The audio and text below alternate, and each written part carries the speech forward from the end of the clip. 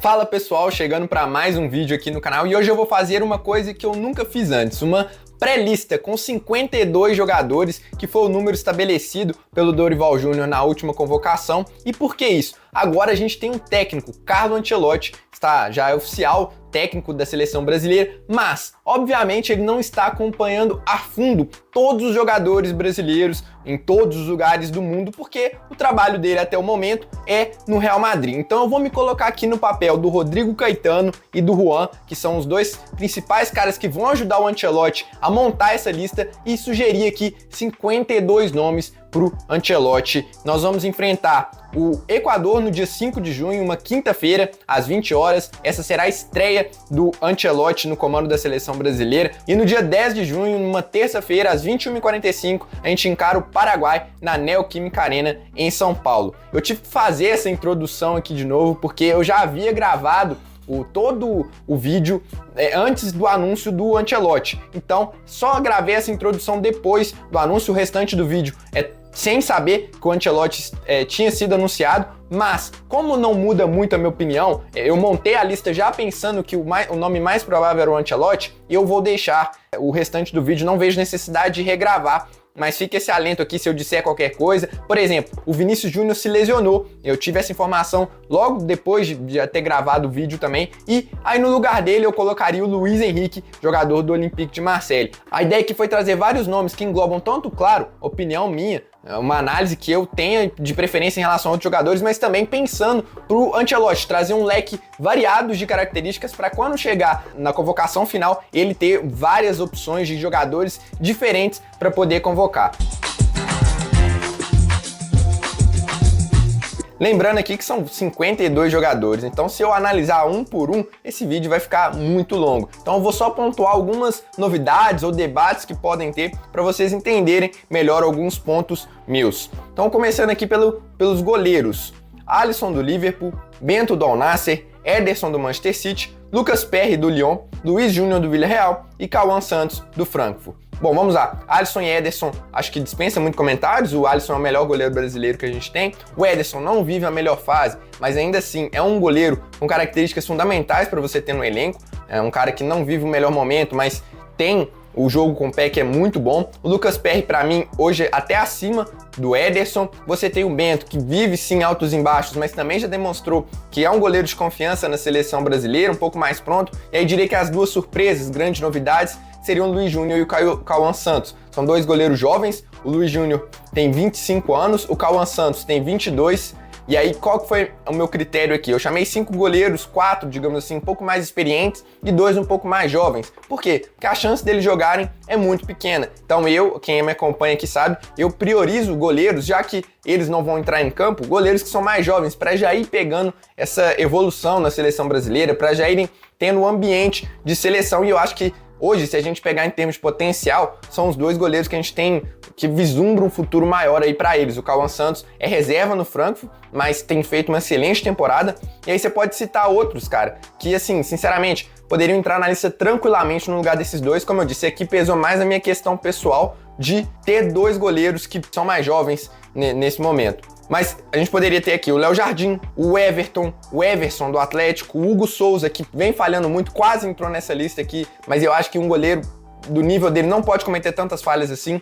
O João Ricardo do Fortaleza, que se você pegar nos últimos 2, 3 anos, é um dos caras que mais fazem defesas difíceis no Campeonato Brasileiro. O Gabriel Brazão tá muito bem no Santos. O Lucas Arcanjo também, mas aí são fases mais curtas e por isso eu deixei eles de fora. Zagueiros. Alexandro do Lille, Beraldo do PSG, Marquinhos do PSG, Murilo do Nottingham Forest, Ibanez do Al-Ahly, Léo Ortiz do Flamengo, Tuta do Eintracht Frankfurt, Vitão do Internacional. Lembrando aqui que Bremer, Éder Militão e Gabriel Magalhães estão lesionados, com certeza estariam aqui nessa pré-lista minha, e o Murilo pode ser também. Ele teve um desconforto, saiu lesionado da penúltima partida em relação ao que eu gravo, o dia que eu gravo, e ainda não saiu notícia se ele está lesionado ou não. Pode ser que ele não tenha condições físicas de ser convocado. Nesse caso, eu chamaria o Natan do Real Betis. Inclusive, eu fiquei muito na dúvida se eu colocava o Natan ou então eu fiquei na dúvida entre ele, o Vitão, o próprio Tuta, mas acabei optando pelo Tuta e pelo Vitão,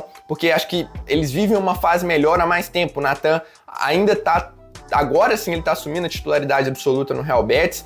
O Real Betis que foi pra final da Conference League, é um excelente time, acho que o Nathan tem feito sim bons jogos, mas acho que esses caras estão um pouquinho acima. O Tuta na Bundesliga, quem acompanha vê como que ele é bem diferente, assim, não é um zagueiro de alto nível, mas acho que pela constância dele, por ser um zagueiro que atua no lado direito, eu também pesei isso, né, porque o Nathan é canhoto, o Tuta é pro lado direito. A gente tem aqui 3 canhotos, Alexandro, Beraldo e Murilo, né? Então, e ainda tem o Ibáñez que atua mais pelo lado esquerdo, apesar de ser destro. Aqui algumas novidades, eu diria aqui que o Alexandro, mas ele já estava na última convocação, acho que na última pré-lista, e vem sendo um dos grandes destaques do campeonato francês. O Ibáñez, aquele perfil que acompanha o campeonato árabe, que chama Central do Arabão, apontou o Ibáñez como o melhor zagueiro do campeonato árabe. O Ibáñez, ele é titular absoluto do Al-Ahly, que foi campeão da Champions Asiática, e ele tem 7 gols e 4 assistências em 44 jogos, 11 participações em gols por um zagueiro. Então, acho que mais do que merecido ele entrar nessa lista. O Vitão também tem, o último jogo que ele teve, até nem foi muito bem contra o Atlético Nacional, mas é jovem também, 25 anos, assim como o Tuta, então quis dar uma renovada nesse perfil aqui. Não, a gente não tem zagueiros assim, que são unânimes nessa posição aqui, tirando o Murilo e nem o próprio Marquinhos mas eu acho que a temporada dele é muito boa. Mas enfim, acho que aqui nos 8 você poderia discutir talvez a entrada do Nathan e outros caras aqui que, por exemplo, o Thiago Silva, ele voltou de lesão agora e ele não seria meu titular. Então, assim, cara, para chamar um cara que provavelmente não vai pra Copa, eu prefiro dar experiência, mesma questão lá do goleiro. Prefiro dar experiência a um jogador que tem mais possibilidade de evoluir e quem sabe dar esse salto. Tem o próprio Danilo, do Flamengo, que pra mim agora é zagueiro, a gente tem que avaliar ele como zagueiro, e como zagueiro ele é muito bom. Poderia estar nessa lista, mas ele voltou recentemente de lesão, então a gente tem que avaliar um pouco mais como que ele vai voltar. Enfim, acho que como zagueiros aqui a gente tá bem protegido, apesar de cair muito o nível sem Bremer, Militão e Gabriel Magalhães. Laterais, aqui eu vou falar primeiro os 4 da direita e os 4 da esquerda.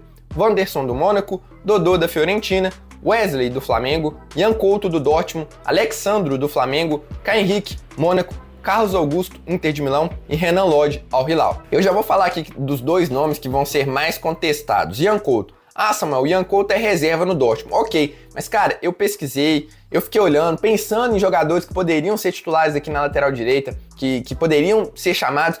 Não tem, cara. Você vai poder citar aí talvez o Vinícius Tobias do Shakhtar Donetsk, o Mantuan do Zenit, mas assim, eu acho que é muito cedo pra gente convocar eles pra uma seleção brasileira, ainda mais uma posição que a gente ainda não achou no nosso lateral, a gente precisa... Cara, beleza, eu acho que o Ian Couto nem é esse cara, mas a princípio eu ainda acho ele mais jogador do que o Vinícius Tobias e o Mantuan. Preciso ver mais jogos? Claro, o Zenit e Shakhtar é raríssimo de eu ver jogo, então peguei muito com base em comentários, opiniões, análises de quem acompanha. Eu ainda acho que o Ian Couto tá um pouco acima, tem mais rodagem, é bom a gente pesar um pouco nesse momento em posições, né, que o cara vai jogar, porque aqui na lateral direita é um ou outro, né, então a chance do cara entrar em campo é muito maior. E o Alexandro foi pelo seguinte, eu não sei como que o próximo técnico vai querer jogar.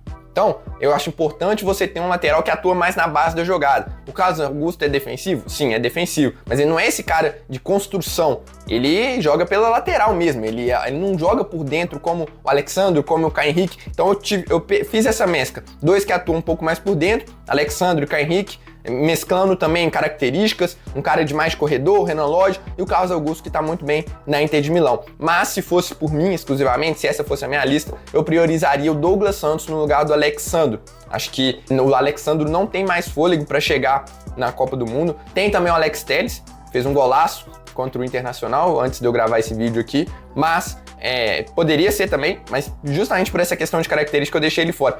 Acho que, tirando esses 6 nomes que eu falei aqui, não tem nenhum se destacando. O Arana tá machucado e também, mesmo se ele não estivesse, não incluiria nessa lista nesse momento, porque o Arana já viveu momentos melhores. E na lateral direita, sinceramente, acho que nem tem muito o que discorrer. Wanderson, Dodô e Wesley, pra mim, estão muito acima de outros jogadores dessa posição. Meio-campistas: André, do Wolverhampton, Andrei do Strasbourg, Bruno Guimarães do Newcastle, Casemiro do Manchester United, Ederson do Atalanta, Gregory do Botafogo, João Gomes do Wolverhampton, Gabriel Sara do Galatasaray, Andreas Pereira do Fulham, Alan Patrick do Internacional, Anderson Talisca do Al Nassr e Gerson do Flamengo. E aí reparem que eu separei esses últimos 4 nomes como se fossem mais meias, jogadores que atuam um pouco mais adiantados do que os outros. E, cara, sinceramente, essa lista aqui pra mim foi a mais tranquila de fazer. Eu fiquei olhando e não senti falta de ninguém. Você vai poder falar talvez do Joelinton, mas o Joelinton está lesionado. Não sei quando ele volta, então por isso não incluí ele nessa lista. Ele estaria no lugar do Gregore, se ele não estivesse lesionado. Tem o Alisson também, do São Paulo. Fiquei muito na dúvida entre ele e o Gregore, mas pesei um jogador de mais porte físico, um cara que a gente precisa de um jogador além do Casemiro, que tem um pouco dessa característica. Então por isso eu pesei o Gregore, de que seja um cara mais destruidor, apesar que eu acho que o Alisson tem até mais qualidade com a bola no pé. Acho que qualquer um dos dois seria ok. O Paquetá, eu não incluiria ele em nenhuma lista enquanto essa questão emocional dele não for resolvida, essa questão das apostas. Acho que precisa de ter uma definição pro Paquetá voltar a vestir a camisa da seleção brasileira. E outro nome que vinha se destacando muito, que poderia ter entrado aqui, seria o Matheus Henrique, do Cruzeiro, mas ele se lesionou. Então aqui, chegando aqui nas novidades, digamos, o Casemiro, muito bem no United, voltou ao futebol de alto nível. O André é um dos melhores jovens do futebol europeu. Acho que ele entrega uma característica que o Brasil precisa, um volante com potencial de chegada à frente, um cara que faz muitos gols, tem muita visão de jogo também. Acho que ele arrisca pouco pela qualidade que ele tem, mas é um jogador pra gente ficar de olho. Outras novidades aqui, acho que o Gabriel Sara, do Galatasaray, também é um jogador canhoto, bate falta, escanteio muito bem, pega muito bem na bola, pode atuar em várias posições do meio de campo. Ele já jogou como meia esquerda, como meia mais centralizado, como segundo volante, então acho que seria um coringa. O Alan Patrick, acho que diria que é uma novidade, junto com o Anderson Talisca, né? E, ao meu ver, são os únicos dois meias que se destacam nesse momento. Você vai poder falar aí, cara, não tem outro, sinceramente. O Oscar voltando agora de lesão, Rafael Veiga não vive o melhor momento, na Europa não tem nenhum grande meia, assim, em bom momento, Neymar machucado. Você tem, assim, alguns pontas, como o Estevão, o próprio Rafinha, que podem jogar mais por dentro, e eu acho que não convocaria nenhum outro meia além desses dois. Acho que nenhum merece estar nessa lista. O Alan Patrick, e a participações em gols do Alan Patrick e do Talisca é um negócio absurdo. O Talisca tem 12 gols em 20 jogos no Fenerbahçe, o Alan Patrick tem 10 gols e 8 assistências em 19 jogos pelo Internacional. Então, assim, por mais que não sejam caras muito cerebrais, acho que até o Alan Patrick é um pouco mais do que o Talisca, eles entregam muito, e acho que a gente precisa de pelo menos um deles, de ter pelo menos essa opção de convocar pelo menos um dos dois meias aí para a convocação da seleção brasileira. Antes de eu falar quem são os atacantes nessa lista, se você está curtindo esse vídeo, deixa esse like, ajuda muito o YouTube a entregar esse vídeo para mais pessoas. Quanto mais likes tiverem, mais pessoas podem acessar esse conteúdo aqui. E se você está curtindo também, se inscreva para você receber mais conteúdo sobre a seleção brasileira. E aqui, por exemplo, no final dessa semana, vou fazer o vídeo sobre a convocação com 23, que aí é muito mais difícil do que essa aqui. E se você quer acompanhar isso, não se esqueça de se inscrever e ativar o sininho de notificação. Também tem muita informação, história, análise, tudo que envolve a seleção brasileira a gente traz por aqui. Voltando aqui para a lista, então, atacantes, e aí tem muito, viu?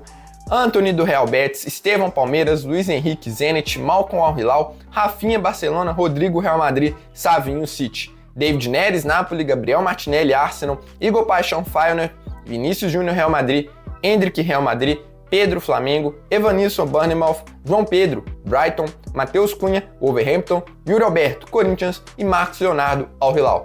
Cara, vamos lá, algumas novidades. Antony, acho que imprescindível a presença dele aqui, já estava na pré-lista do Dorival, acho que tem muita chance, inclusive, de ser convocado, está entre os 23 finais, que ele está voando no Real Betis.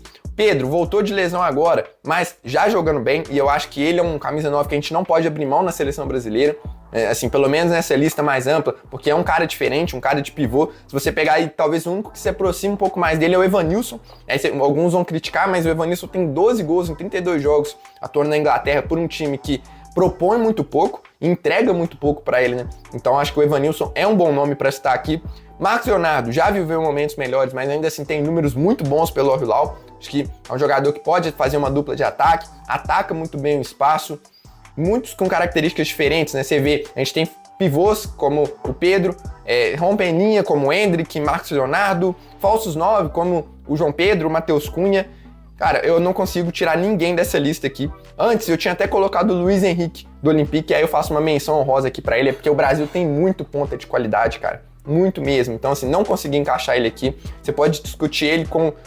Sinceramente, cara, eu nem vejo ele assim acima de algum dos que eu coloquei aqui, mas talvez com o Luiz Henrique do Zenit, mas não tem como, cara. Infelizmente, o Luiz Henrique aqui rodou. Eu tirei ele pra colocar um goleiro a mais, porque eu achei só 5 pouco. O Caio Jorge, já vejo gente pedindo ele na seleção brasileira. Acho que sim, tá muito bem, acho que sim tem potencial, mas acho que cada hora a gente vai pesar um, né? Pô, até pouco tempo atrás era o Yuri Alberto.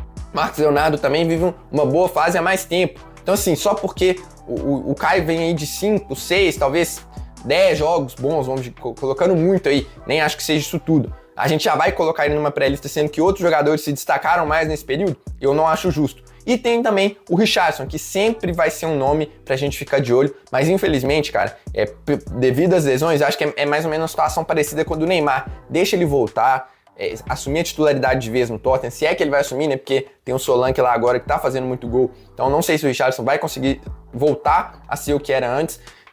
Tô de olho nele, mas nesse momento o cara voltou de lesão há pouquíssimo tempo, tem pouquíssimos minutos, ainda tá tentando retomar o ritmo, não tem como ele entrar nessa lista aqui. Ah, mas você colocou o Pedro, Samuel. Mas o Pedro voltou como titular absoluto, fazendo gol, fazendo partidas excelentes. Não é o caso do Richarlison, até porque o Richarlison também voltou num time que tem um concorrente mais pesado, digamos assim, sendo que o Pedro é titular absoluto no Flamengo. E nesse momento também acho o Pedro mais jogador do que o Richarlison, então por isso tudo, por questão de característica também, acabei colocando ele. No mais, acho que não tem muita discussão aqui, os pontas que eu coloquei todos em alto nível, né, praticamente.